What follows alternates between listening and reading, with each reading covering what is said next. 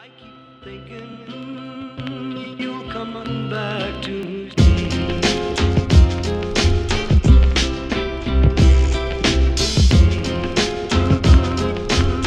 As part of the Melbourne Fringe Festival this year, Monash University Student Theatre, in collaboration with the King Collaborative Inc., are putting on an immersive theatre performance based on George Orwell's 1984.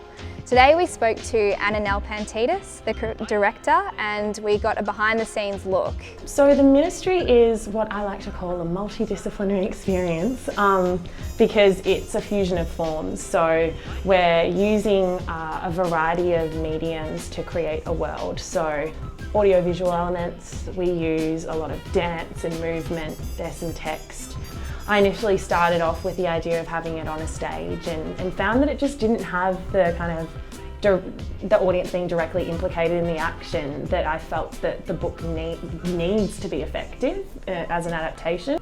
We want to change people's perspective a little bit on what theatre can be and how you can experience things, and for me that a lot of that comes down to actually using different forms and engaging the senses. So if you eat something, if you drink something, if you smell something, that all contributes to creating a really tactile world where you're actually kind of touching things, and you open up a tin of cigarettes and find a dead bug. And there's little things like when you're curious and when you're in this world, you get treats for being curious. So immersive theatre for this show is basically that mean that there's no separation between the actor and the audience.